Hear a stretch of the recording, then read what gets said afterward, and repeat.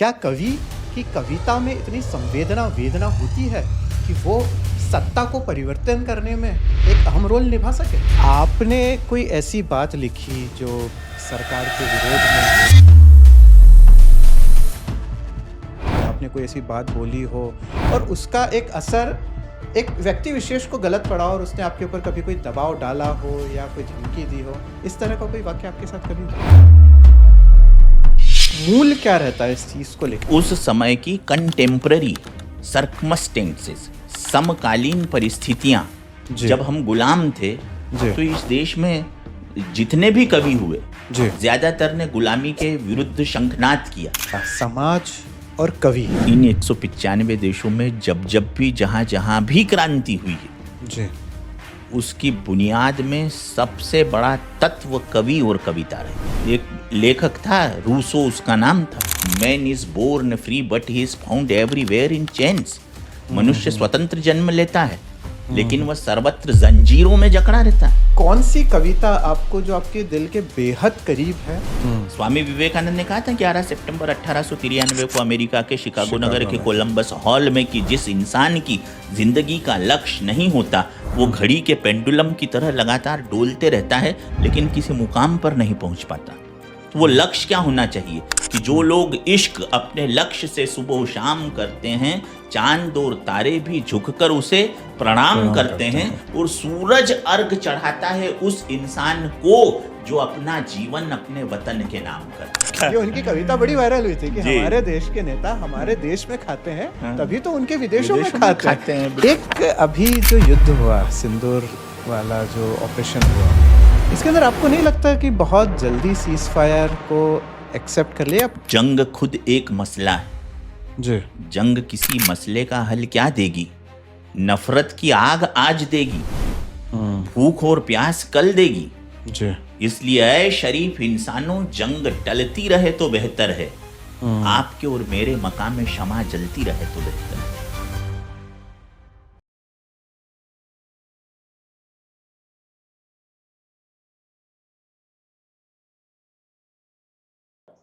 जहां ना पहुंचे रवि वहां पहुंचे कवि। इस लोकोक्ति का अर्थ यह होता है कि कवि अपनी कल्पना की उड़ान से वहां तक पहुंच जाता है जहां पे सूर्य की किरण भी नहीं पहुंच पाती। ऐसा क्या है कवियों में जो किसी साधारण मनुष्य में नहीं होता? क्या कवि की कविता में इतनी संवेदना वेदना होती है कि वो सत्ता को परिवर्तन करने में एक अहम रोल निभा सके? ऐसा क्या है कवि में, ऐसा क्या है कवि की जीवन शैली में जो अनेक लोगों को एक साथ एक मंच से एक बात करे और लोग उनकी बात मानते? आज का विषय हमारा बहुत ही बेहद सुंदर तरीके से आया है कि कवि का जीवन और कवि के जीवन की संवेदना क्या होती है, किस भाव में कवि अपनी बात को लिखते हैं, किस भाव में कवि अपने आप को पढ़ते हैं, समझते हैं और प्रस्तुत करते हैं। तो आज हम ऐसे ही विषय को कवर करने जा रहे हैं। नमस्कार दोस्तों, मैं हूं डॉक्टर मधुर टेमले और आज के ऑड वन आउट टॉक आपका एक बार फिर से स्वागत है। जैसा कि मैंने शुरुआत में बात कवि से की कि कवि क्या है, कवि कौन होते हैं और कवि क्या कर सकते हैं, ऐसे ही विषय पे आज हमारे साथ बेहद ही जानकार व्यक्ति जो विश्वविख्यात कवि के नाम से जाने जाते हैं, डॉक्टर राजीव शर्मा जी हमारे साथ मौजूद हैं। डॉक्टर राजीव सर, आपका बहुत बहुत स्वागत है हमारे odd one out talk show. नमस्कार भाई, धन्यवाद मधुर भैया। डॉक्टर राजीव शर्मा एक ऐसा नाम है जो अंतर्राष्ट्रीय स्तर पे ख्याति प्राप्त है। करीब हजारों आपने कवि सम्मेलन किए हैं, कई कवि सम्मेलनों के आप सूत्रधार रहे हैं। आप मुख्य रूप से व्यंग और हास्य के कवि हैं। अपनी कविता के माध्यम से लोगों को हंसाते हैं और हंसाने के साथ में एक संदेश भी देते हैं। आपने करीब करीब 500 से ज़्यादा वाद विवाद प्रतियोगिताओं में शिरकत की है और सभी में अपनी विजयश्री हासिल की है। ये अपने आप में एक विश्व रिकॉर्ड है। महाभारत के अंदर बहुत पूर्ण रूप से परिसार्थित किया गया था, जिसमें हम महाभारत में एक मुख्य भूमिका देखते हैं मुकेश खन्ना जी की, जो भीष्म पितामह बने थे। उन्होंने इनके अनेक सारे डायलॉग को महाभारत के अंदर बोला था। इसके अतिरिक्त हेमा मालिनी, राजेंद्र कुमार, ऐसे अनेक फिल्मी कलाकार रहे हैं जिन्होंने इनके डायलॉग को, इनके लिखे डायलॉग को बोला था। तो डॉक्टर राजीव शर्मा जी, प्रोफेसर राजीव शर्मा जी, आपका स्वागत है। कैसे एक प्रोफेसर का जीवन एक कवि के रूप में बदला या एक कवि का जीवन प्रोफेसर के रूप में बदला?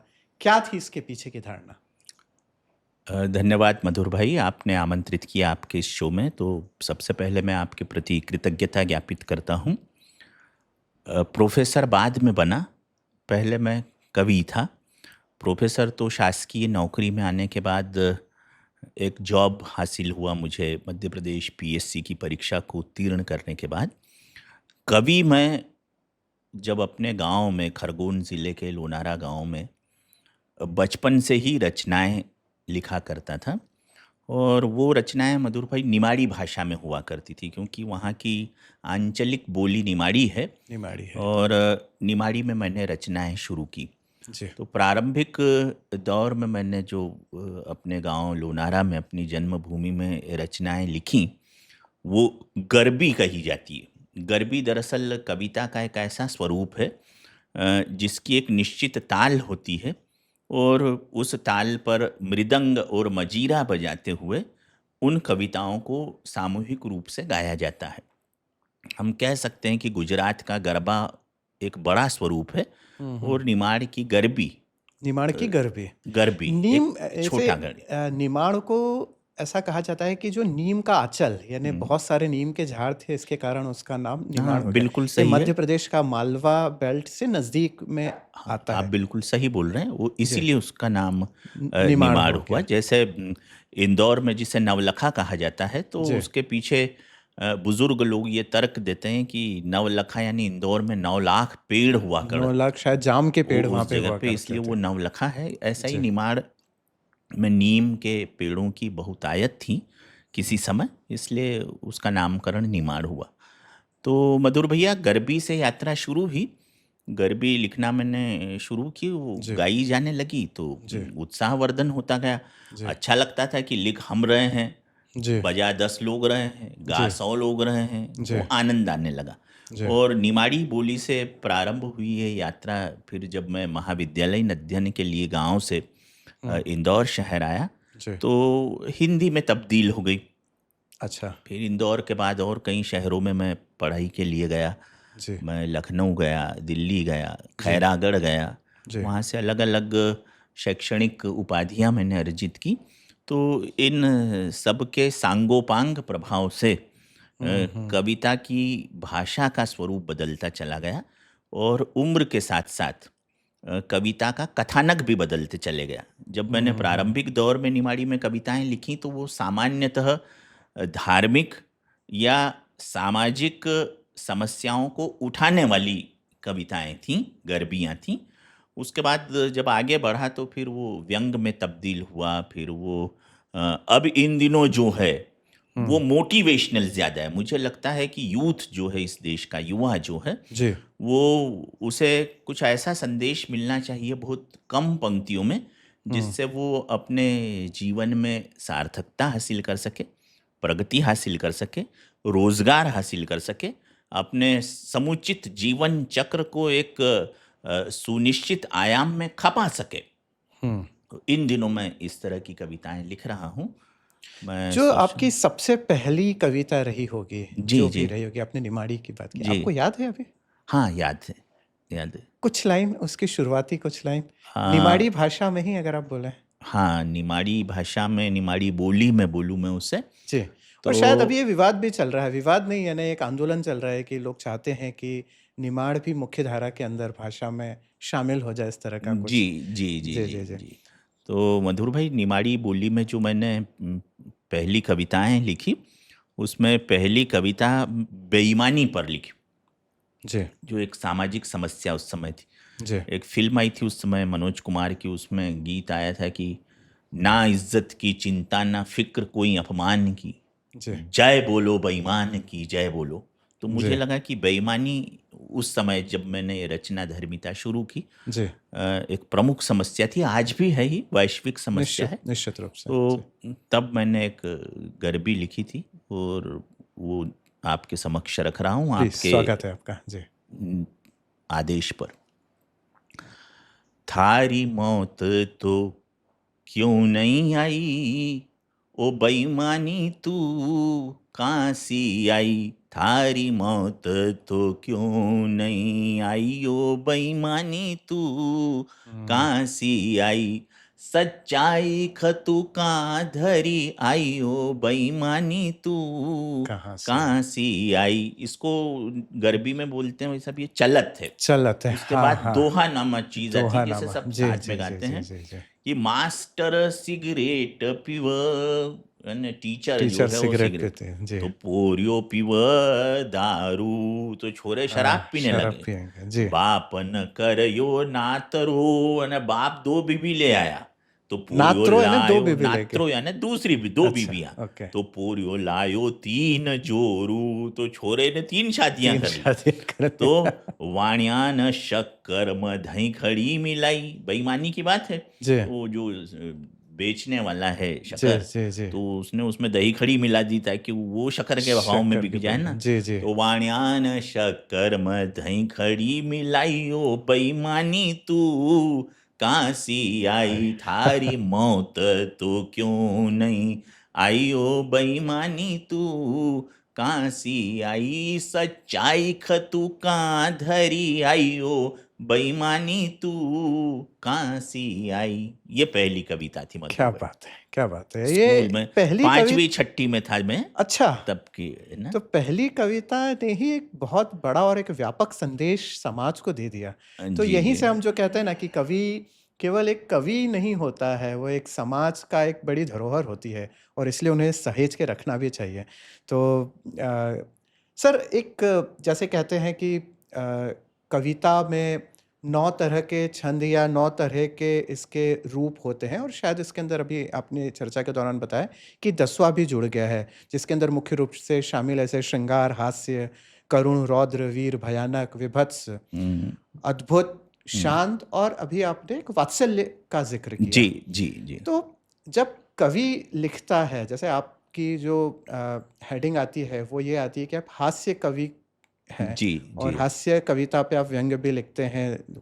तो जब कवि इन विषयों पे चर्चा लिखता है या कोई भाव लिखता है, कविता लिखता है, तो क्या भाव रहता है उसके मन में? कोई भय रहता है, कोई डर रहता है, या कोई ऐसा आंदोलन करने की इच्छा होती है उसे, या समाज में कोई ऐसी गलत चीज़ देखता है, उसके प्रति अपनी बात को उजागर करता है? तो क्या भाव आता है जब इन सब केंद्रों पे, यानी जो मुख्य 10 हैं, इसके ऊपर जब लिखता है, तो क्या रहता है उसके अंदर की भाव, उसकी भावना क्या मधुर रहती भाई, है?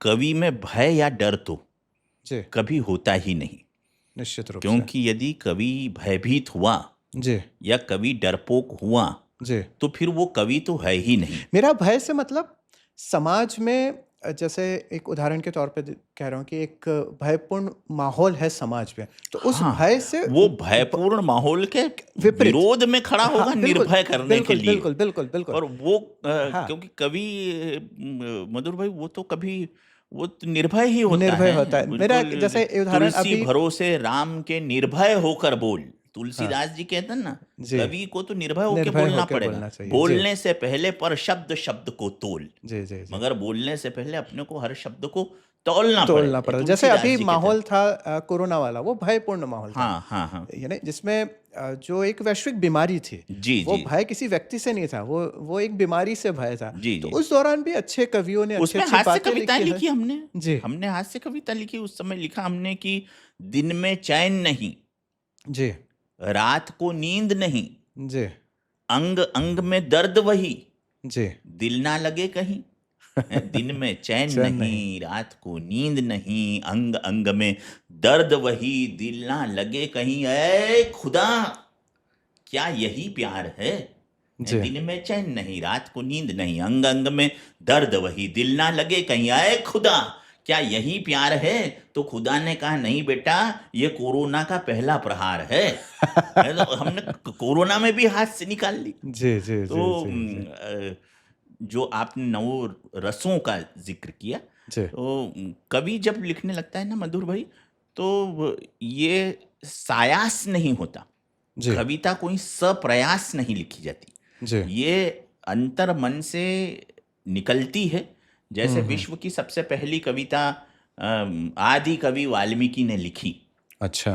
तो कैसे लिखी वो क्रौंच पक्षी का जोड़ा परस्पर प्रेम प्रसंग कर रहा था, एक बहेलिये ने तीर मारा और एक पक्षी उसमें से मरकर गिर गया, तो दूसरे ने अपने साथी की मृत्यु पर जो चित्कार उठाई पक्षी ने, हम्म तब वाल्मीकि के मुखारविंद से स्वतः ही एक कविता का श्लोक की पंक्ति निकल पड़ी और वहाँ से कविता का आगाज माना जाता है। वो विश्व की पहली कविता मानी जाती है। इसलिए कहते हैं कि वियोगी होगा पहला कवि, मैथिली शरण गुप्त, मैथिली शरण आह गुप्त से उपजा होगा ज्ञान। हम्म वियोगी होगा पहला कवि, करुणा से उपजी, आह से उपजा होगा ज्ञान, उमड़ कर आंखों से चुपचाप बही होगी कविता न जान।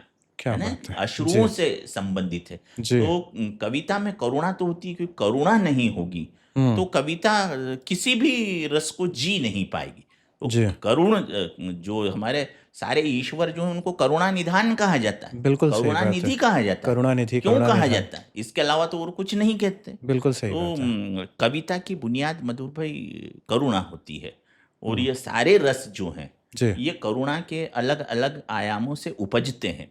और ये जब लेखन के माध्यम से या ओरेशन के माध्यम से या आप जैसे टॉक शोज के माध्यम से कविता जब जनता तक पहुंचती है, तो कविता शब्द का हम विश्लेषण करते हैं ना, तो क से कल्पना, जी वी से विचार, ता से तालमेल, कल्पना और विचारों का तालमेल तालमेल कविता कविता होती होती है। है तो क्या इसमें बात है कल्पना तो होती है, जी लेकिन बुनियाद में विचार होता है। हम जी एक जी थॉट्स यदि नहीं देंगे तो वो कविता की अधूरी परिभाषा होगी मधुर भाई। जी जी तो इसमें कौन सी भावना सबसे ज़्यादा प्रभावित करती है?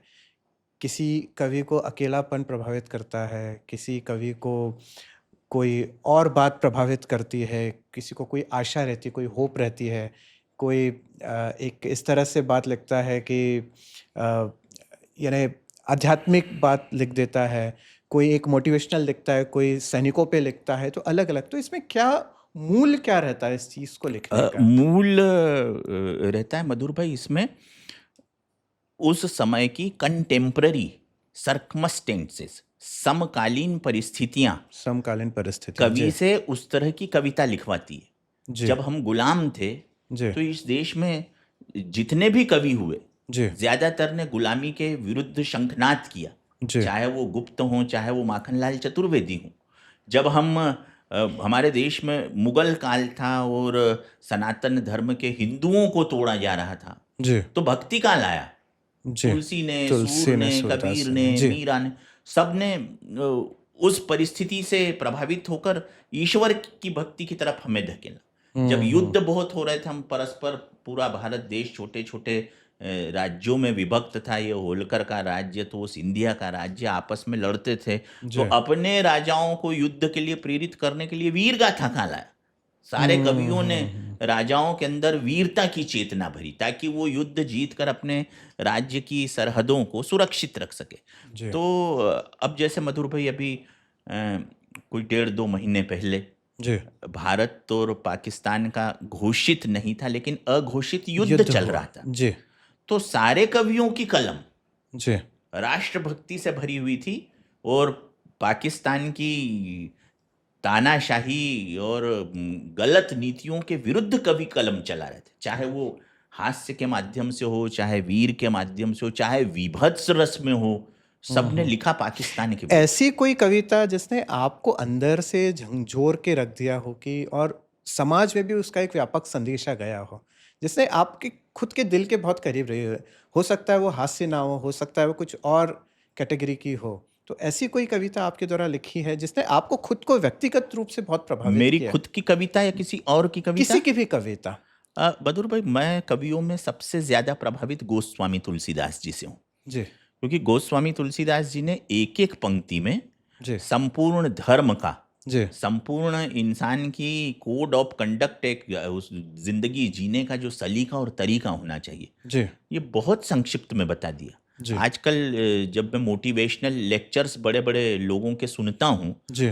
तो मैं ये महसूस करता हूँ कि तुलसीदास जी ने एक लाइन में ये सारी बातें कह दी। जी। तो मैं व्यक्तिगत तौर पर तुलसीदास जी से सबसे ज़्यादा प्रभावित हूँ उसमें भी रामचरितमानस से प्रभावित हूँ, जी। क्योंकि रामचरितमानस जो है ऐसा ग्रंथ है जो भाषाई संकीर्णता को तोड़ता है। उसमें बिल्कुल। कई उर्दू के शब्द हैं रामचरितमानस में। हुँ, हुँ, गरीब नवाजू कहा है रामचंद्र जी को। हुँ। आज सरकार भी कहा है हाँ, कहीं-कहीं तो पे। जी, हम बिल्कुल। मतलब अम, उसमें कई संस्कृत के शब्द हैं, कई कहीं हिंदी के शब्द उर्दू हैं, कई शब्द हैं। अवधी के हैं, कहीं कई मिथिली वाले हैं, बुंदेलखंडी हैं। बुंदेलखंडी तो हैं। जी। मुझे ऐसा लगता है कि इस राष्ट्र को भाषा की तहजीब या संस्कार के नाम पर जोड़ने का सबसे बड़ा काम कहीं हुआ है, हुँ, तो हुँ। वो तुलसीदास का हुआ है। जी। देखिए, दुनिया में कई राइटर हुए, कई कवि हुए, हुँ, हुँ। लेकिन मेरी जानकारी में ऐसा कोई ग्रंथ नहीं है कि दिन, घंटे, महीने नहीं, सालों तक हुँ। इंदौर के पास ही धार रोड पर एक मंदिर है, 26 साल से राम नॉन स्टॉप वहाँ पर रामचरितमानस पढ़ा रामचरितमानस जा रहा का है। है कोई पाठ किताब ऐसी बिल्कुल कि सही बात है। 50-50, 100-100, हज़ार, 10-10 हज़ार लोग पढ़े, चल आप सालों तक पढ़ते रहे, हुँ, हुँ, हुँ। रस भंग हो आप जाए। कौन-सी बात का भी ज़िक्र किया आपने कि ये कविता कई सारे जो लोग मोटिवेशनल स्पीकर्स होते हैं, इसी बात को कहीं न कहीं डायरेक्टली इनडायरेक्टली बोलते हैं, जिसको जो तुलसीदास जी ने बहुत पहले ही कह दी थी। उसका कोई हाँ, वो दोहा प्रसंग है या है, प्रसंग हाँ, है पूरी कोई? चौपाइयाँ बताएँगे उसकी उसको? एक-एक लाइन की चौपाई में एक-एक मोटिवेशनल महीनों तक चलने वाला लेक्चर है, एक-एक लाइन पर। जी, जी, जी। उसमें क्या होता है कि लंका कांड में एक प्रसंग आता है कि रावण जब रामचंद्र जी से लड़ने के लिए आता है, जी, तो बड़े रथ पर बैठकर आता है जी। और राम के पास तो कुछ है ही नहीं, जूते हुँ, चप्पल भी जो थे तो भरत ले गए थे वो तो। सही कुछ बात है। भी नहीं है राम के पास, नंगे पाँव है। जी। तो विभीषण जो रामचंद्र जी का मित्र है, भक्त है, हाँ, हाँ, हाँ। उसे चिंता होती है कि रावण के पास रथ है हाँ, और हाँ। राम के पास रथ नहीं है। हुँ, हुँ। तो विभीषण वहाँ पर सवाल करते हैं और उसके उत्तर में रामचंद्र जी जो कहते हैं, वो आप मानकर चलिए कि सारे स्वेट मार्डन से लेके जी, या आधुनिक जितने भी हैं, जी, ये मधुर भाई, ये सब वो कुछ चौपाइयों में समाहित हो जाते हैं। जी। वो चौपाई चूंकि अब रामचरितमानस अवधी भाषा में लिखी है, पर सरल है। मैं कोशिश करता हूँ शायद आपके इस पॉडकास्ट के दर्शक उसे अच्छी तरह समझ पाएंगे जी। कि रावण रथी बीरथ रघुवीरा, हुँ, हुँ, हुँ। देखी विभीषण भयहु अधीरा, जी। अधिक प्रीति मन भा संदेहा, हुँ, हुँ। बंदी चरण कह सहित सनेहा, हुँ, हुँ। नाथ न रथ हुँ, न पदत्राणा, न हुँ। पाँव में पाँव में चप्पल है, चप्पल है। जी। कई विधि जितब वीर बलवाना। हुँ। ये इतने वीर बलवान रावण को आप कैसे जीतोगे? जी, तो सुनहु सखा कह कृपा निधाना। जी। कृपा निधान कृपा श्री निधान। रामचंद्र जी ने कहा कि सुनो हुँ, माय डियर फ्रेंड, मेरे मित्र, हुँ। जेहि जय हो या सो स्यंदन आना। स्यंदन संस्कृत का शब्द है, जी। जिससे जीवन में आप हमेशा जय प्राप्त कर सकते हैं, हुँ। वो रथ तो कोई और ही है। सही ये जो बात है। रावण बैठ के आया है, ये रथ नहीं ये है। रथ नहीं है। फिर विभीषण पूछता है कि वो रथ क्या है। अब वो मोटिवेशनल लेक्चर शुरू होता है। जी, सौरज धीरज तेहि रथ चाका, जी। शौर्य और धैर्य ही उस रथ के पहिए पहिए हैं। 4। जी, सत्यशील दृढ़ ध्वजा पताका, जी। सत्य और शील यानी संस्कार ही उसकी ध्वजा है। ध्वजा पताका है। जी। बल विवेक दम परहित गुहुरे, हाँ। बल बुद्धि और हुँ। दम यानी कि संयम हाँ, ये और उसके परहित, चाबुक हैं। ये जी, 4 घोड़े हैं। परहित जी, जी। घोड़े, जी, जी। क्षमा कृपा समता रजु जोड़े, जो हाँ, हाँ। क्षमा से, कृपा से और समता की रास से राज जुते हुए हैं। जी, जी। ईश भजन सारथी सुजाना, हुँ। परमात्मा का नाम स्मरण करना, उस पर कॉन्फिडेंस रखना ही सारथी है। ईश भजन सारथी सुजाना, और हुँ, सखा धर्ममय असरथ जाके, हुँ। ऐसा धर्म का रथ जिसके पास हो, जीतन कतहु कपहु रिपुता के, जीतने के लिए उसके पास संसार में कोई शत्रु है ही नहीं। सही बात क्योंकि है। ये जो धनुष है उसमें अलग अलग उपमाएं दी है। जो हुँ, हुँ। धनुष है वो शौर्य का है, इसके बाण हैं हुँ, वो, हुँ। मतलब एक मधुर भाई मनुष्य के अंदर चूंकि 15-20 चौपाइयाँ हैं, जी, तो मैं संक्षिप्त में इसलिए समेट रहा हूँ कि मनुष्य के अंदर जितने ऐसे सद्गुण होना चाहिए जी। जिससे वो जीवन में वास्तविक उन्नति को प्राप्त कर सके। राम ने वो 10-12 चौपाइयों में सारे बता दिए हैं, ये बिल्कुल लंका कांड की इन चौपाइयों में, है ना। बिल्कुल बिल्कुल। समाज और कविता, समाज और कवि, इनका क्या तादाद में होना चाहिए, क्या हो रहा है, या हमने आज़ादी के बाद एक बहुत बड़ी लड़ाई हुई थी जिसके अंदर एक बहुत बड़े कवि थे जिन्होंने कहा था कि सिंहासन खाली करो कि जनता आती है, और पूरे देश में उन्होंने एकाग्रता ला दी थी। एकाग्रता से मतलब सबको एक कर दिया था, सब एक सिस्टम के विरुद्ध हो गए थे। तो ये कवि की एक ताकत थी। तो क्या कवि में इतनी ताकत वास्तविकता में है, या इसके पीछे कोई, कहना चाहिए कोई डिवाइन फोर्स भी काम करता है, या परमात्मा भी किसी के माध्यम से कोई कार्य करवाना चाहता है? तो इस तरह की चीज़ें आपको ऐसा लगता है क्या, क्या होती है? हाँ बिल्कुल मधुर भाई, बहुत अच्छा प्रश्न है आपका। डिवाइन ताकत तो काम करती ही करती है, उसके बगैर आप विचार ला नहीं सकते। आज तक विज्ञान ने लाख प्रगति कर ली हो, लेकिन थॉट्स का सोर्स क्या है इसका जी, पता विज्ञान को अभी तक नहीं चला कि ये विचार कहाँ से उतरते हैं मनुष्य के बिल्कुल सही दिमाग बात में है। ना। बिल्कुल तो सही बात। डिवाइन ताकत तो है ही। और जहाँ तक समाज, आज़ादी और कविता की बात है, तो न केवल भारत में मधुर भाई, जी। इस दुनिया में इस समय लगभग 195 देश। हम्म। इन 195 देशों में जब जब भी जहाँ जहाँ भी क्रांति हुई है, जी। उसकी बुनियाद में सबसे बड़ा तत्व कवि और कविता रही। दुनिया की कोई भी क्रांति, जब फ्रांस में 1789 में फ्रांस की बात क्रांति है। हुई स्वतंत्रता, समानता और बंधुत्व के लिए, जी। कुछ कौन था उसकी बुनियाद में? एक लेखक था, रूसो उसका नाम था। जी। उसने किताब लिखी थी सोशल कॉन्ट्रैक्ट, हम्म। जिसकी पहली पंक्ति एक पोएट्री से शुरू होती थी कि man is born free but he is found everywhere in chains. मनुष्य स्वतंत्र जन्म लेता है, लेकिन वह सर्वत्र जंजीरों में जकड़ा रहता है। जी। ये इतनी लोकप्रिय हुई कि इस, जैसे हमारे यहाँ गीता को सम्मान है, ऐसे वहाँ के युवक अपने तकिए के नीचे रूसो की सोशल कॉन्ट्रैक्ट को रख के रखते सोने हैं। लगे, और इसने क्रांति कर दी फ्रांस में। जी जी जी। जब 1789 की क्रांति वहां पर सफल हुई, तो उसका श्रेय किसे दिया जाए? तो सारे वहां के अखबारों ने, सारे जी। वहां के मीडिया के माध्यमों ने कहा कि इसका सबसे ज्यादा श्रेय रूसों को जाता है। एक मत सबने रूसो को। सब की। जी ये जी 1789 की बात है। जी जी जी उसके बाद कई क्रांति, और रशिया में क्रांति हुई, जी। 1917 में क्रांति हुई, रशिया में बोल्शेविक हुई, क्रांति इटली में कहते हैं। हुई, चाइना में भी हुई है। जी बोल्शेविक क्रांति हुई। जी जी वो कैसे हुई? जी वो किताब लिखी थी कम्युनिस्ट मैनिफेस्टो की कार्ल मार्क्स ने, जी और उसमें उसने एक कविता की पंच लाइन दी, जी। Working man of all the countries unite, दुनिया के सारे मजदूरों एक हो जाओ। और मार्क्स को रूस की क्रांति का जनक माना जाता है, ये 1917 में। जी फिर अपने यहाँ 1947 में क्रांति हुई भारतवर्ष में, जी जो 1930 के दशक से चली, जी जिसे हम आज़ादी की लड़ाई कहते हैं। जी इसमें एकमात्र कविता इसके बुनियाद में ऐसी थी कि सारे क्रांतिकारी जो फांसी पर चढ़े, जी उस कविता को गाते हुए चढ़े। जी और उस कविता में इतनी ताकत थी कि फांसी के फंदे पर चढ़ने से पहले जब उनके वजन तोले गए, जी। तो भगत सिंह, सुखदेव, राजगुरु के राजगुरु वजन मारे प्रसन्नता के बढ़े बढ़ हुए गए थे। थे। हाँ, और सामान्यतः। जिस कविता ने इनको फांसी के फंदे पर चढ़ने के लिए खुशी खुशी प्रेरित किया, जी भारत माता के प्रति अपनी जी निष्ठा व्यक्त करने के लिए, जी। वो बंकिम चंद्र चट्टोपाध्याय के आनंद मठ से ली हुई कविता थी।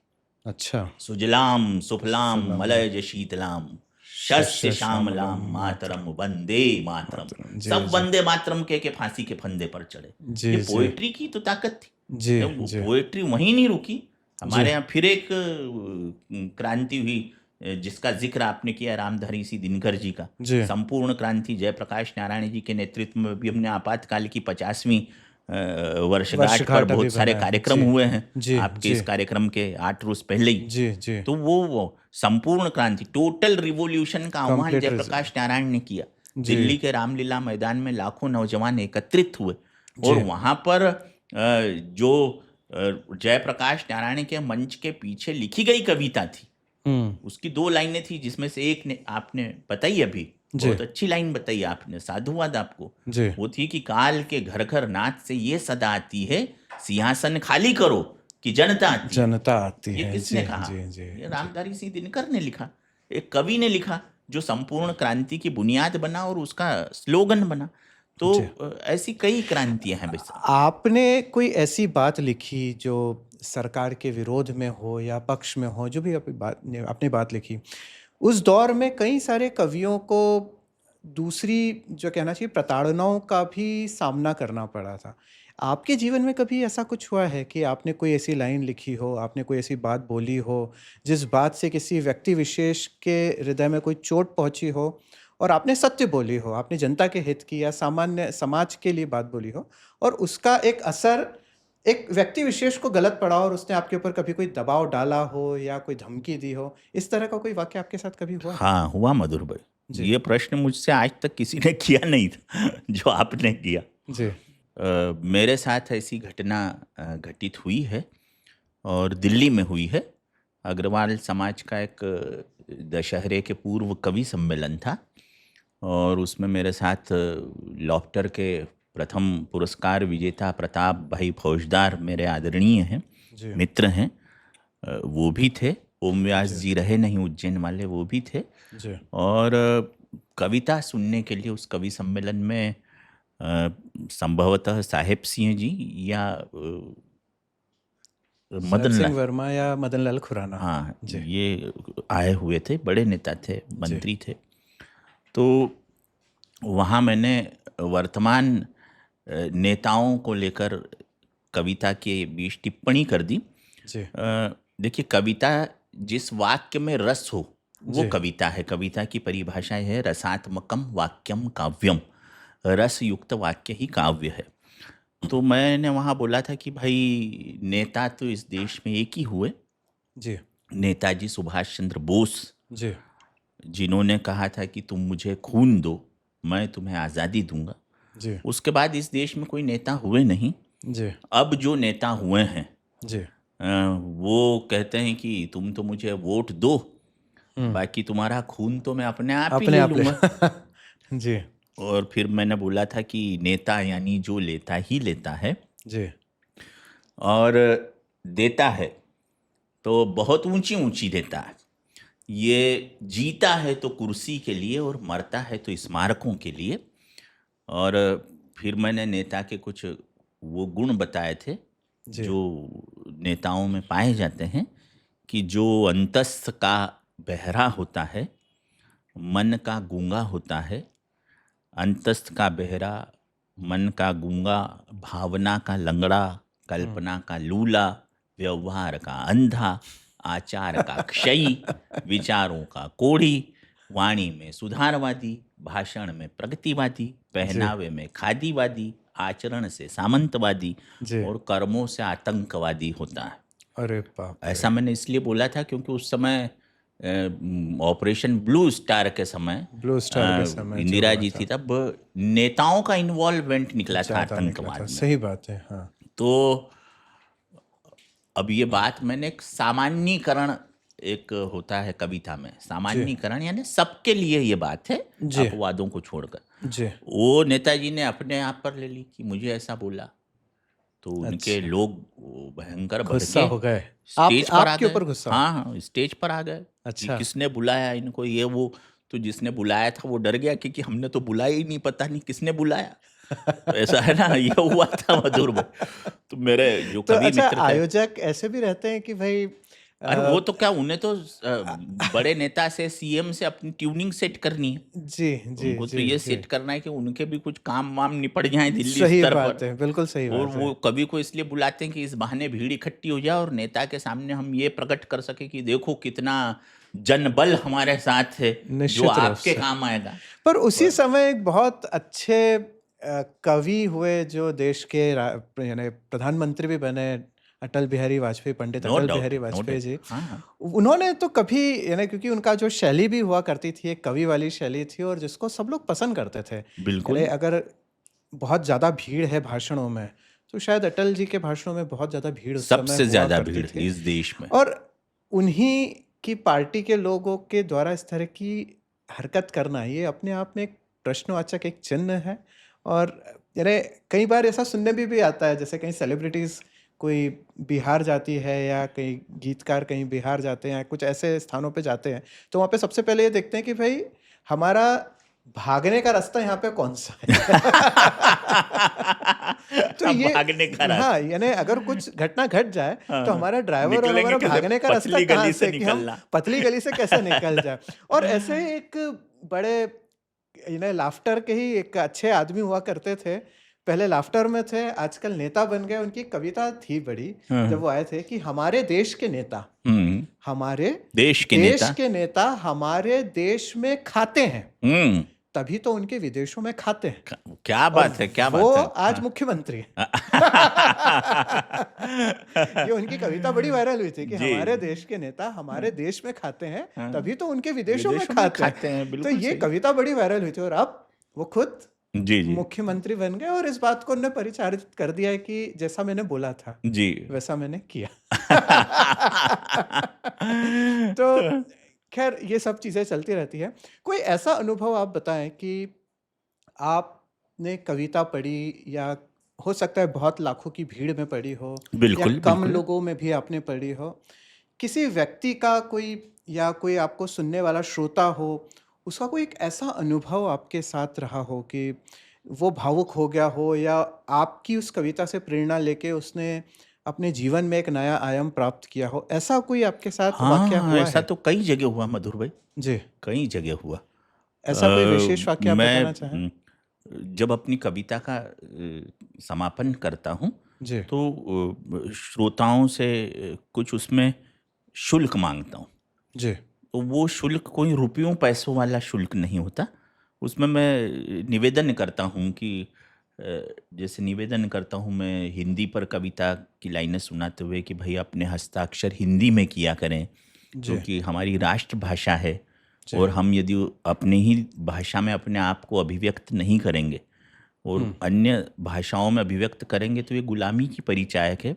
जी, ऐसे ही मैं उसमें एक बात बोलता हूँ कि ये जो पान मसाले होते हैं, जी, इनका फैक्ट ये है कि अ, बिल्कुल फैक्ट जो अहमदाबाद की विश्वविद्यालय की केमिस्ट्री की लेबोरेटरी से निकला है। और ये हमारे यहाँ के आसाराम महाराज वगैरह पहले निकाला करते थे। वो एक पुस्तिका ऋषि प्रसाद के नाम से, उसमें भी ये काफ़ी छपा था।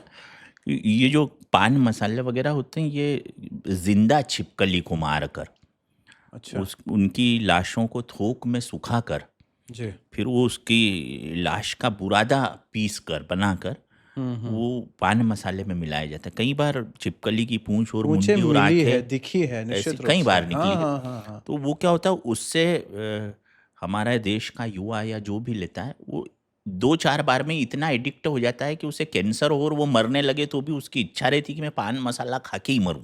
इतना एडिक्शन हो जाता है। तो मैंने इस बात को कई कवि सम्मेलनों के मंच से, सैकड़ों कवि सम्मेलनों के मंच से, जब अच्छी कविता जम जाती है और हजारों लाखों की भीड़ खड़ी होकर तालियां बजाती है, जी, वंस मोर करती, तब मैं कहता हूं कि मैं आपसे कुछ शुल्क लेना चाहता हूं। जी, और उसमें जैसे एक शुल्क कि भाई हिंदी में हस्ताक्षर किया करो, एक जी, शुल्क में ये लेता हूं कि आपको कहीं भी सैनिक दिख जाए तो आदर में खड़े होकर उसे वंदे मातरम बोला करो, इससे उसका उनका हौसला बढ़ेगा। मनोबल बढ़ता है, उसमें सही एक बात। शुल्क ये लेता हूँ कि जी, छोटे बच्चे बच्ची जो भी हों जी, वो अपने माता पिता को इस सत्य से वाकिफ करवाएं कि नशा क्या है, ये जी, पान मसाला वाला, और इसे छोड़ दें। तो मधुर जी, भाई मतलब हजार हजार पान मसाले के पाउच, हुँ, भीड़ हुँ, कवि सम्मेलन समाप्त होने पर मेरे सामने फेंक के चली गई कि आज से हम इससे नहीं लेंगे। ऐसा कई जगह हुआ, अच्छा, कई जगह हुआ। अरे कहीं वाह! 50 पाउच, कहीं 505, का बड़ी भीड़ है तो हजार हजार पाउच ऐसा कहते। भले उन्होंने बाद में चालू कर दिया हो, लेकिन हाँ, तात्कालिक तौर पर मुझे लगा कि कविता नशा जो नाश का पर्यायवाची है उसके विरोध में भी खड़े हो सकती है और तात्कालिक तौर पर परिणाम दे सकती। मेरा मानना है कि इतने लोगों ने जिन्होंने वहां पर इसे छोड़ने का सार्वजनिक प्रण किया या प्रदर्शन किया, उसमें से यदि 5% ने भी सचमुच अपना लिया हो सही बात तो है। मेरा कवि सम्मेलन में ये अनुरोध करना कविताओं के माध्यम से, ये मुझे लगता है कि मैं इसमें एक सार्थक दिशा में भूमिका आपने निभाई अपने है लोगों के भूमिका को परिवर्तन में। देखता हूँ। हाँ, ये हाँ। हुआ है। नहीं, निश्चित रूप से अगर कोई एक व्यक्ति भी परिवर्तित अगर हो जाता है आपकी कविता से, ये तो एक बहुत बड़ा अचीवमेंट है जी कि लाइफ का भी अचीवमेंट है और कविताओं का भी अचीवमेंट है और कवियों का भी अचीवमेंट है, बिल्कुल और है। उस मंच का भी अचीवमेंट है कि जिस मंच पे आपने जाके वहाँ पे जो जी, काव्य जी। पाठ किया है। जी जी तो इस तरह के कौन सी कविता आपको जो आपके दिल के बेहद करीब है, जिसको सुन के लोगों ने इस तरह का निर्णय लिया है, वो आप अगर चंद पंक्तियों में हमें बताना चाहें? वो वाली कविता तो मुझे याद नहीं है। जी। वो मेरे मोबाइल में है, जो कोई मैं पढ़ बात के सुना सकता हूँ ना। जी। वो क्योंकि मैंने उसे बहुत अब सुनाना कम कर दिया है। अच्छा। कम इसलिए कि वो दूसरी नई रचनाएं आ गई तो। लेकिन मेरे दिल के करीब मेरी जो रचना है जी। वो भी युवाओं को काफ़ी प्रभावित करती है। जी। और युवाओं को मैं जिंदगी का लक्ष्य क्या होना चाहिए जी। इस पर लेकर मधुर भाई मैं जो कविताएं सुनाता हूँ उसकी 4 पंक्तियां आपके समक्ष रख रहा हूँ मैं। स्वागत है। कि जो लोग इश्क अपने लक्ष्य से सुबह शाम करते हैं। जी। युवाओं में इश्क एक सामान्य जी। घटना होती है, जी। तो उसको मैंने कि किससे इश्क करें आप, कि जो लोग इश्क अपने लक्ष्य से सुबह और सुबह शाम शाम करते हैं, चांद और तारे भी झुककर उसे प्रणाम करते हैं। क्या बात है। जो लोग इश्क अपने लक्ष्य से सुबह शाम करते हैं, चांद और तारे भी झुककर उसे प्रणाम करते हैं, और सूरज अर्घ चढ़ाता है उस इंसान को। देखिए, हम 33 कोटि देवी देवताओं की बात होती है हिंदू धर्म में, जी।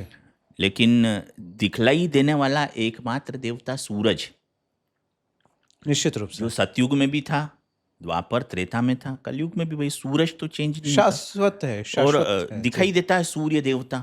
जी। और हमारे सनातन धर्म की माताएं बहनें, ये त्योहार आता है भी गुड़ी पड़वा वगैरह, ही तो अपने सभी सीधे अर्घ हाथ चढ़ाते की हैं, बिल्कुल। हथेली को अंजूरी में परिवर्तित करके बाएं हाथ से तांबे के कलश में एक पवित्र नीर लेके हम डायरेक्ट दिखाई देने वाले देवता को अर्घ देवता चढ़ाते को हैं, अर्घ पूजा चढ़ाते करते हैं। जी। बाकी जितने भी हमें स्टेच्यू दिखते हैं जो भी, तो भाई वो देखे तो नहीं है, बिल्कुल सही पर बात है। सूर्य दिखता है। जी। जी। तो मैंने कवि के रूप में कल्पना की है। देखिए मधुर भाई, जब कवि की कल्पना के घोड़े शब्दों की जमीन पर सरपट दौड़ते हैं, जी। तो कैसी कैसी उपमाएं, वही जो बात आप पहले कह रहे थे, वो डिवाइन सोर्स कवि की जेहन में पैबस्त कर देता है, और उसके मुखार बिंद से या उसकी कलम से वो निसरत हो जाती है।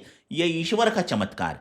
जी। इसमें कवि ववि तो फालतू बात है, शरीर तो नश्वर है, सही बात है। Divine source. सही तो बात उसने है। मुझे एक ये उपमा दी कि सूरज अर्घ चढ़ाता है उस इंसान को। सारे इंसान सूरज को अर्घ चढ़ाते हैं, पर कवि की कल्पना ये पहुंची कि सूरज भी किसी को अर्घ चढ़ाता होगा। यदि ऐसा होता है तो फिर इस सुजलाम सुफलाम मलयज शीतलाम शस्य श्यामल भारत भूमि में कम से कम सनातन धर्मावलंबियों के लिए तो इससे बड़ा सम्मान कोई हो ही नहीं सकता कि 33 कोटि देवी देवताओं में से एकमात्र देवता जो जी। प्रत्यक्ष दिख रहा है, जी। वो अपने हाथ में कलश लेकर उनको अर्घ चढ़ाए। क्या तो वो बात है। किसे अर्घ चढ़ाए? वो सही बात बात। मैं बच्चों से कहता हूँ, क्योंकि कविता का लक्ष्य जो है उसे प्रतिपादित करने की कोशिश करता हूँ इन लाइनों के माध्यम से, कि जो लोग इश्क अपने लक्ष्य से, स्वामी विवेकानंद ने कहा था 11 सितंबर 1893 को अमेरिका के शिकागो नगर के में। कोलंबस हॉल में, कि जिस इंसान की जिंदगी का लक्ष्य नहीं होता, वो घड़ी के पेंडुलम की तरह लगातार डोलते रहता है, लेकिन किसी मुकाम पर नहीं पहुंच पाता। तो वो लक्ष्य क्या होना चाहिए, कि जो लोग इश्क अपने लक्ष्य से सुबह शाम करते हैं, चांद और तारे भी झुककर उसे प्रणाम करते हैं, और सूरज अर्घ चढ़ाता है उस इंसान को जो अपना जीवन अपने वतन के नाम करते हैं। क्या बात है। क्योंकि वतन से बढ़कर कुछ भी नहीं हो सकता। क्या बात। जब लक्ष्मण जी ने राम जी को कहा कि इतनी बड़ी सोने की लंका जीत ली अपन ने, अब चलो साहब, अपन तो अपनी अयोध्या से तो बहुत ज्यादा समर्थ यही है, जी। अपन यहीं रहने लग जाएं, जी। अपन यहाँ से सोना ले चक लें। जी। तो रामचंद्र जी ने क्या कहा, वाल्मीकि जननी रामायण में लिखा है, जन्मभूमि स्वर्गा जननी जन्मभूमिश्च स्वर्गादपि गरीयसी। जी। ये जो हमारी मातृभूमि है ना, इससे इससे बढ़ के कोई स्वर्ग वर्ग भगवान भगवान कुछ नहीं होते। सही जो बात भी है। बड़ा है वो हमारा वतन बड़ा है। जन्मभूमि, सही बात है। और तो शायद सूरज अर्घ चढ़ाता है, ये कल्पना की और मैंने। शायद इसी मानसिकता के कारण आज हमारा भारत कभी विस्तारवादी नहीं रहा है। विस्तारवादी हम रही नहीं, हमारी कभी तो हमने प्रकृति, हमारा जो एरिया है हमने हमारी उसी को प्रकृति जन्य जो सीमाएं हैं भाई जी, साहब, जी, जो जी, उत्तर जी। में हिमालय है, पूरब में जगन्नाथ विराजे, पश्चिम जी। में द्वारिका लमलाम, उत्तर मंडित बद्रीनाथ सुशोभितम, दक्षिण रामेश्वर धाम, जी। इन 4 तीर्थों के बीच में जो ये हमारी भूमि है, जी। ये भारत भूमि है। ये तो प्रकृति ने ये सीमा प्रकृति बनाई है ने दी भैया, है। कोई सही भारत बात के है। किसी राजा ने सही तो बात बनाई है। नहीं की है हमारा और ये देश। भारत के डीएनए में भी रहा है कि भारत ने कभी ये नहीं सोचा कि भारत जाके लंका में राज कर ले, या भारत जाके कभी किसी दूसरे देश में जाके आक्रमण करे और वहाँ कभी पे राज नहीं, करे। और कभी होगा नहीं, हम होगा तो भी नहीं, कभी होगा भी हम नहीं। तो जो उदार चरित्रा नाम जी, मनुष्य, हम तो जी, उदार जी, जी। चरित्र के लोग हैं। अपने हमें जो मिला है हम उसमें प्रसन्न रहते हैं, हम कभी भी विस्तारवादी नहीं रहे। एक आज तक भारत ने किसी विदेश पर आक्रमण नहीं किया जब से राष्ट्रों की संरचना हुई। जी, जी, जी, उन जी, जी। लोगों ने हमारे यहाँ आकर आक्रमण किया तो हमने उत्तर दिया। एक अभी जो युद्ध हुआ, सिंदूर वाला जो ऑपरेशन हुआ, इसके अंदर आपको नहीं लगता कि बहुत जल्दी सीज फायर को एक्सेप्ट कर लिया? आपका व्यक्तिगत मत हो सकता है, सरकार की एक अलग विचारधारा होगी, उसके क्या डिप्लोमेट्स उसके रिस्पॉन्सिबिलिटी रही होगी कि उन्होंने इतनी जल्दी सीज फायर कर दिया। पर एक अपॉर्चुनिटी थी भारत के पास, ऐसा सब लोग कहते हैं, बहुत सारे लोग कहते हैं। तो इस डिसीजन में आपका क्या पॉइंट ऑफ व्यू है? मधुर भाई, मेरा पॉइंट ऑफ व्यू तो ये है कि युद्ध, हम्म। चाहे वो महाभारत काल में हुआ हो जी। या त्रेता काल में हुआ हो, जी। कभी भी किसी समस्या का हल होते ही नहीं। बिल्कुल समस्या सही का बात हल है। तो बातचीत ही होती है। जी। हर युद्ध के बाद डायलॉग होता है, बात सही हुई है। होता है। युद्ध से कुछ भी नहीं मिला। सही बात देखिए, है। महाभारत का युद्ध श्री कृष्ण बीच में रहे हुआ, जी। हासिल क्या हुआ? सही बात वो है। पांडव आए, राजपाट छोड़ के हिमालय चले गए, सब सही खत्म हो चुका था। सही मतलब बात है। ताश्री भीष्म गुरु द्रोण, दुशासन, सही दुर्मुख, बात है। श्रुतायुष, अभिमन्यु, बुद्धि, श्रवा, कैसी महान और विलक्षण प्रतिभाएं चली गई।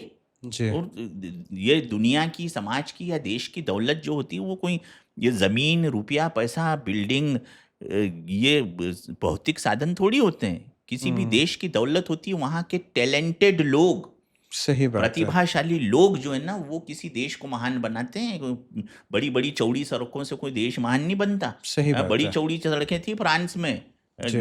मगर गिलोटिन पर कटवा देते थे वहाँ के राजा जो होते थे, लुई बोलते थे उनको। गिलोटिन एक यंत्र था उस पर। वो रूसो वाली बात ख्याल आ रही मुझे। जी। क्या होता है बड़ी सब, उससे कुछ नहीं होता। जो होता है आपके यहाँ के सदाचारी और आपके यहाँ की प्रतिभाएं आपकी सबसे बड़ी दौलत होती है। सही बात है। तो मेरा मानना यह है कि उस युद्ध में भारत से जो भी शहादत को प्राप्त हो रहे थे भाई साहब, वो साहस के क्षेत्र की प्रतिभाएं थी, जी। उनका नाश हो रहा था। जी। और जंग खुद एक मसला है। जी। जंग किसी मसले का हल क्या देगी? हम्म। नफरत की आग आज देगी, भूख और प्यास कल देगी। जी। इसलिए ऐ शरीफ इंसानों, जंग टलती रहे तो बेहतर है, आपके और मेरे मकाम शमा जलती रहे तो बेहतर है। क्या बात है। तो कुछ कोई परिणाम नहीं होता। हमने कारगिल का, 71 का, 65 का युद्ध लड़ा, देखा भी। जिन बातों के लिए युद्ध लड़ा, क्या वो बातें हल हो गई? नहीं हुई। सही बात क्या है। कश्मीर में जो कुछ होता था अभी फिर नहीं हो गया, जिसके कारण यहाँ ऑपरेशन सिंदूर हुआ? सही बात है। क्या 71 के 65 के बाद फिर 71 का युद्ध नहीं हुआ?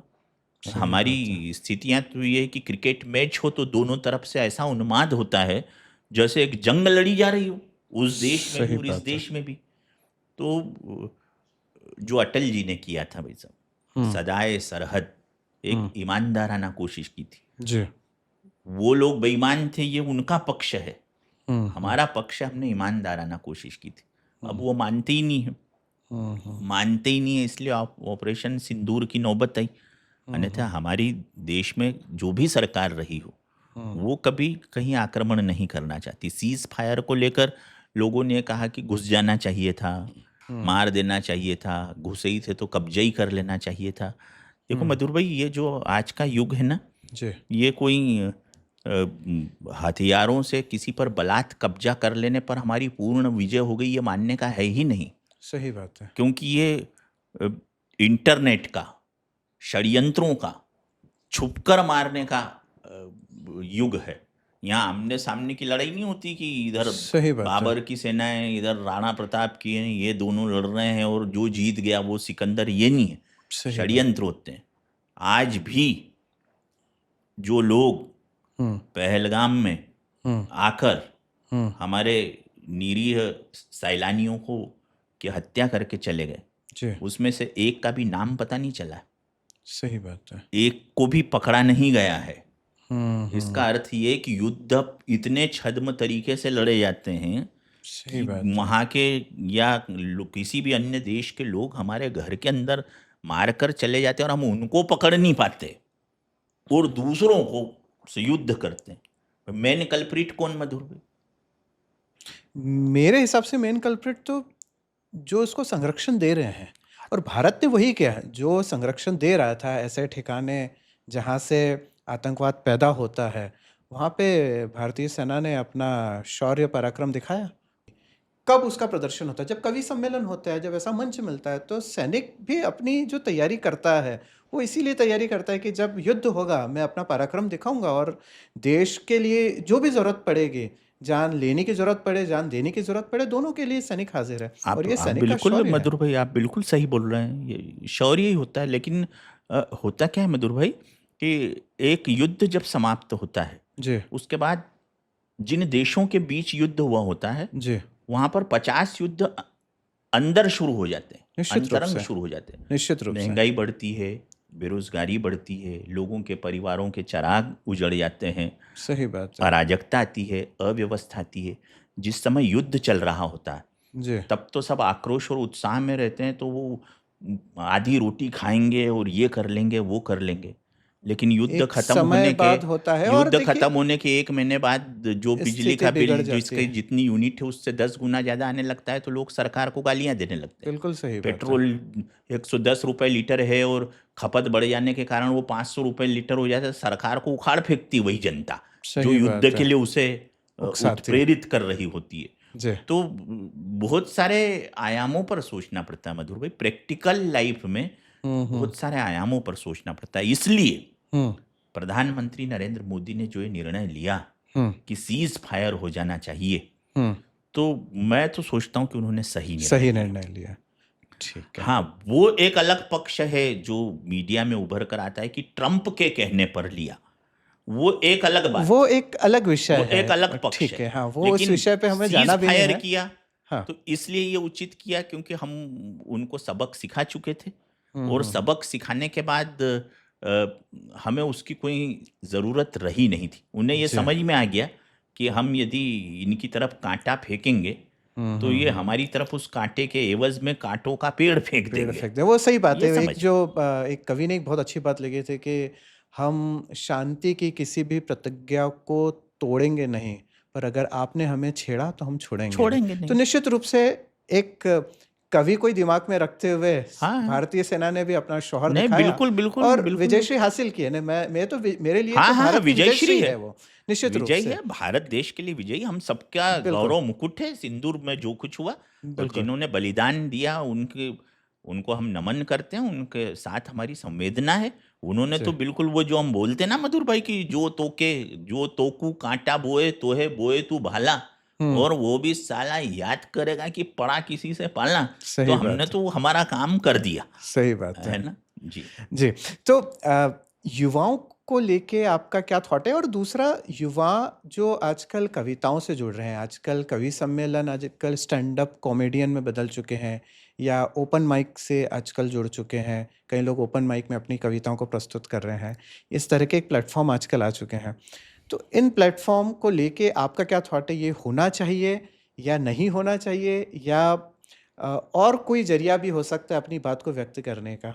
मधुर भाई, ये होना चाहिए जी और जिस स्तर पर हो रहा है इससे बहुत ज्यादा बड़े स्तर पर होना चाहिए। आप भी जो ये कर रहे हो ना, जी इसे बहुत बड़े स्तर पर करना चाहिए। इसकी तो आज ज़रूरत है, जी इसकी ज़रूरत है। और जहाँ तक युवाओं का संबंध है, आजकल शासकीय नौकरियों का बड़ा टोटा है भाई साहब, बहुत जी कमी है। जी एक चपरासी की वैकेंसी निकलती है, 3,000 लोग पहुंच जाते हैं। सही बात एक है। टीचर की वैकेंसी निकलती है, 5,000 आवेदन आ जाते हैं। बिल्कुल एक सही पोस्ट बात। तो 4,999 को तो बेरोजगारी रहना है। सही बात है। ऐसे समय में ये जो कविता है, जी कवि सम्मेलन है, जी ये रोजगार का बहुत बड़ा जरिया है।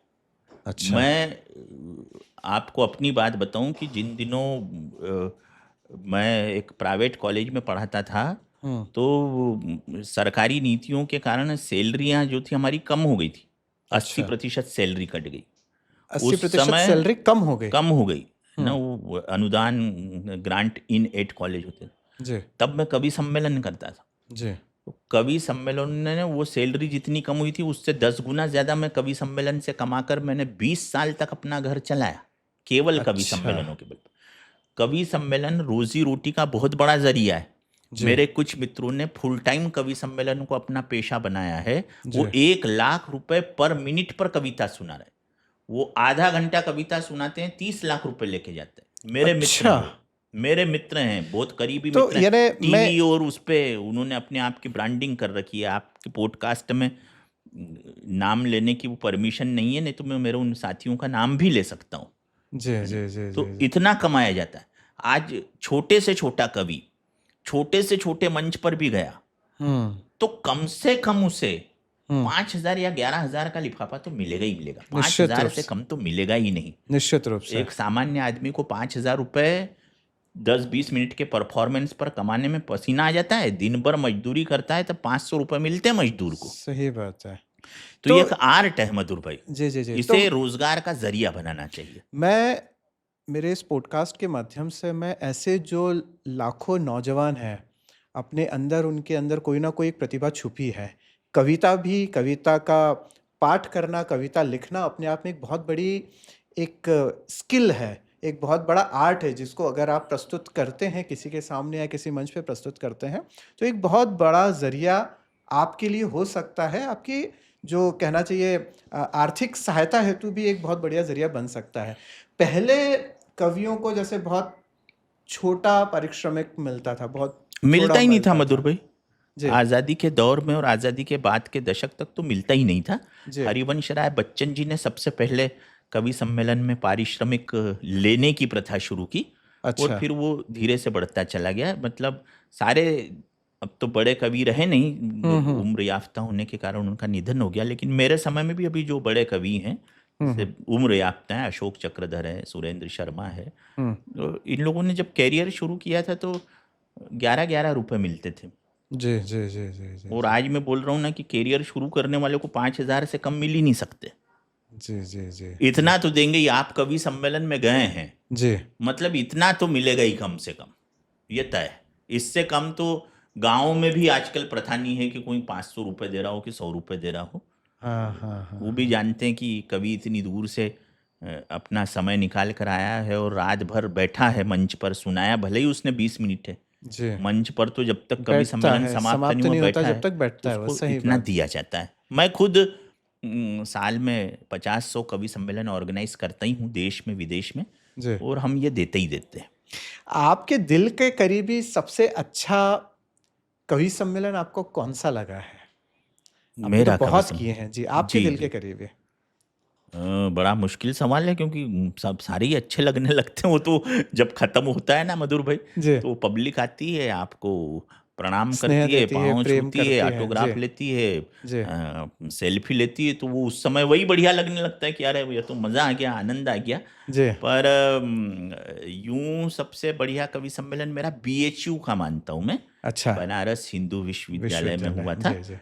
और वहाँ पर दिन में कवि सम्मेलन था। अच्छा, और उस कवि सम्मेलन को करने के बाद वो वहाँ के जो विद्यार्थी थे उन्हें इतना पसंद आया जी। कि उन्होंने मुझे कंधे पर उठाया, और अच्छा, पूरे बीएचयू में कई हॉस्टल्स हैं, वो अच्छा, कंधे पे उठा के हर हॉस्टल्स में मेरी एक ऐसी विजय रैली जैसी निकाल दी। तो अच्छा। मुझे लगा कि देखो बच्चों को जी। अ, कविताएं कितनी प्रभावित करती है, और और कितनी। इसमें आपकी सरलता, सहजता भी थी कि बच्चों ने आपको कंधे पे उठाया और आपने उस चीज़ की अनुमति दे दी। अरे प्यार है मधुर भाई, प्रेम नहीं है ये नहीं, तो। तो कई कवियों के साथ एक बड़ा डिस्टेंस भी बन जाता है कि नहीं नहीं नहीं, साहब, ऐसा कर ऐसा होता है। हाँ कई होता कई मतलब कवियों के एक अपने आप में खुद के एक बड़े ईगो प्रोटोकॉल आ होते जाता है, हैं हाँ कि साहब आप हमसे इतनी देर ही बात करेंगे, और बहुत सारे प्रोटोकॉल है। मैं भी बहुत सारे मैंने कवि सम्मेलन देखे हैं, मैंने भी जी कई जी कवि जी। सम्मेलन ऑर्गेनाइज करा है, तो अपने आप के खुद के एक प्रोटोकॉल रहता है। आपकी सहजता थी कि आपने सब लोग को नहीं नहीं बिल्कुल, वो किया है। मुझे तो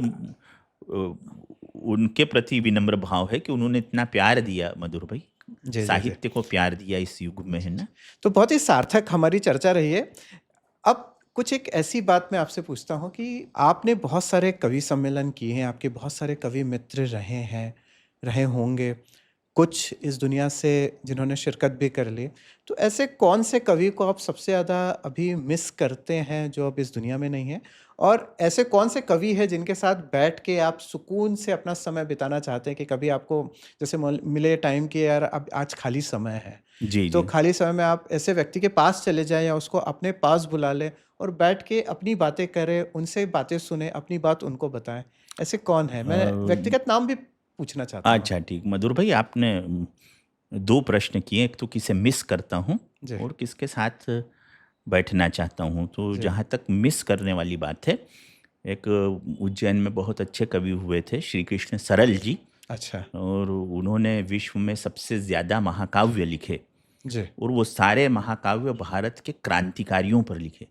जी। चंद्रशेखर आज़ाद पर, भगत सिंह पर, सुभाष बोस पर, हुँ, सारे उन्होंने इन्हीं पर लिखे। इसके दिगर उन्होंने कुछ नहीं लिखा। जी, उन्हें मैं बहुत मिस करता हूँ, क्योंकि जी, उनकी कविताएं सुनकर और पढ़कर मैं कवि बनने की दिशा में अपने आप को ज़्यादा मजबूती देता चले गया। जी।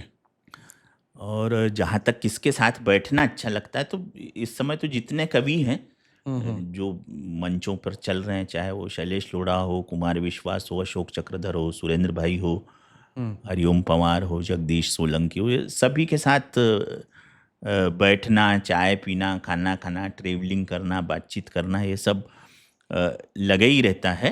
जी। बहुत सारे अभी 2-3 रोज पहले ही छत्तीसगढ़ के सुरेंद्र दुबे जी, उनका अभी देहावसान हो गया। निधन हो गया। उनको पद्म भूषण। मगर फिर भी जी, आप यदि ये कहें कि किसके साथ बैठना चाहेंगे, तो चूंकि कुमार विश्वास राम कथा करते हैं, जी, और राम कथा पर मैं मुझे भी बेहद रुचि है, जी। तो राम के विषय में बात करने के लिए यदि मुझे कुमार भाई मिल बैठें साथ जाते। में, जी। तो मुझे लगता है कि वो बढ़िया ट्यूनिंग रहेगी। वो भी कुछ राम पर बोले सुनाए, हम भी कुछ बोले सुनाए, और परमात्मा का नाम भी और कविता भी हो अच्छा, जाए। कवि-कवि की आपस में क्या बात होती है? अ, कवि-कवि जब आपस में बैठते हैं, जैसे सामान्य व्यक्ति मिलता है तो व्यापार की बात करता है, घर परिवार की बात करता है। जब कवि-कवि आपस में बैठ जाते हैं तो क्या बात होती है? एक कवियों को लेके एक बड़ा ये भी बड़ा कॉमन एक मैसेज चलता है कि 2 लोग एक बार हवाई जहाज से यात्रा कर रहे थे। एक हम्म, व्यक्ति ने अपना परिचय दिया कि साहब मैं तो मैं ये कवि हूँ, हूँ, तो दूसरे ने बोला साहब मैं तो भेड़ा हूँ, ताकि हम्म, मुझे कविता नहीं सुनने को मिले। हम्म। तो इन्हें क्या कवि-कवि आपस में क्या बात करते देखिए, हैं? वो बात तो कवि और सामान्य आदमी के बीच की थी, जी, इसलिए उसने कहा कि मैं बह रहा हूँ। कवि और कवि तो आपस में बात करते हैं, तो पहला सवाल यही होता है कि भाई साहब क्या नया लिख रहे हो, या जी। बहन जी या मैडम क्या नया लिख रही हैं। हुँ, और हुँ। दूसरा होता है इन दिनों कहाँ कवि सम्मेलन कर रहे हो, जी। कैसा रहा वहाँ, कौन कौन कवि थे, हुँ, हुँ। माल मिला कि नहीं, यानी अच्छा पारिश्रमिक दिया कि नहीं, जी। कैसा रुकवाया था उन्होंने, कैसा खिलाया, हुँ, हुँ, हुँ। इकोनॉमिक क्लास में गए थे प्लेन में कि बिजनेस का टिकट दिया था। अच्छा, ये बातें सामान्यतः सामान्यता होती, होती क्योंकि है, इससे कवि का एक स्टेटस पता उजागर लगता होता है। है। ये तो यानी स्टेटस वर्तमान की बात संदर्भ, आजकल कवियों में भी आने लगी है ना, वर्तमान जब संदर्भ तक कमर्शियलाइज़ वो होने तो लगी है मधुर भाई चीज़ें। इसलिए स्वाभाविक होता है कि एक कवि जैसे मैंने बताया कि लाख रुपए मिनट ले रहा है, जी, और एक कवि जैसे मैंने बताया 5,000 रुपए ले रहा है पूरी कवि सम्मेलन के, जी, तो अब ये आकलन तो अपने आप हो होने जाता है लगा कि भाई है। वो इतना रुपया लेता है तो वो जी, इस तरह का कवि है, जी, वो कम में आ जाता है तो इस तरह का कवि है। ये फितरत तो इंसान को हर जगह मिलेगी मधुर भाई। जब हम ट्रेन बनाते हैं, जी, सारी ट्रेन एक जैसी है, एक साथ प्लेटफॉर्म पे पहुंच रही है, सही और बात है। उसमें फर्स्ट क्लास है, फर्स्ट क्लास है, सेकंड है। सेकंड एसी है, जनरल है, जी, एसी 2 टायर है। जी, फ्लाइट में जाते हैं तो एक साथ फ्लाइट एक ही जगह उतर रही है, सही बात। एक साथ ही वो सब चल रहे हैं। जी। और उसमें बिजनेस क्लास है, इकोनॉमी क्लास है, वीआईपी क्लास है, चार्टर प्लेन में एक ये कैबिन अलग है, एक वो कैबिन अलग है। तो ये सब क्या है, मतलब विभाजन तो मनुष्य की फितरत में वो हर जगह कर ही लेता है। वो कॉलेज भी जाएगा ना, यूनिवर्सिटी भी जाएगा, तो ये साहब डीन साहब हैं, ये प्रिंसिपल साहब हैं, सही ये लेक्चरर हैं, ये प्रोफेसर हैं, ये असिस्टेंट प्रोफेसर। अरे भाई आप सब शिक्षक हो यार, सही बात। बेसिकली तो यू आर टीचर। सही पर बात वो है। फितरत है, वहां भी घुसेगी कि ये वो। तो ऐसा कवियों में भी है कि जी। भाई वो बड़ा कवि हो गया क्योंकि वो ज़्यादा कवि सम्मेलन कर रहा है, खूब विदेशों में जा रहा है, ज़्यादा पैसे ले रहा है, ये हो जाता है भाई साहब। ठीक है। तो आखिरी में बस जाते-जाते बहुत अच्छी और रोचक बातें आपने कवियों के बारे में और कवि की ज़िंदगी क्या होती है, इसके बारे में आपने बताई। आखिरी में कोई एक ऐसा मैसेज एक आपकी छोटी-सी कविता के साथ आप देना चाहें? बिल्कुल, बिल्कुल। मैं युवाओं को 4 पंक्ति अपनी बिल्कुल। समर्पित करना चाहूँगा कि सब मधुर भाई चाहते हैं ज़िंदगी में सफलता हासिल हो। जी। मतलब इंसान के जिसके जो भी टारगेट हैं वो उसमें सक्सेस होना चाहता है। जी। तो कैसे सक्सेस हो सकते हैं, इसका एक मंत्र है, छोटी-छोटी 4 पंक्तियाँ हैं जी। कि प्रयासों के प्रवाहों से मिलती है, continuous effort to your goal. प्रयासों का प्रवाहमान होना, रुकना नहीं चाहिए। जी। प्रयासों के प्रवाहों प्रवास। से मिलती है, जी। संघर्ष की राहों से मिलती है। प्रयासों स्ट्रगल के किए प्रवाह बगैर, और संघर्ष की राहों से। स्ट्रगल किए बगैर आप जीवन में सही रंग बात। लाती है हिना पत्थर पे पिस जाने के बाद, है ना। जी।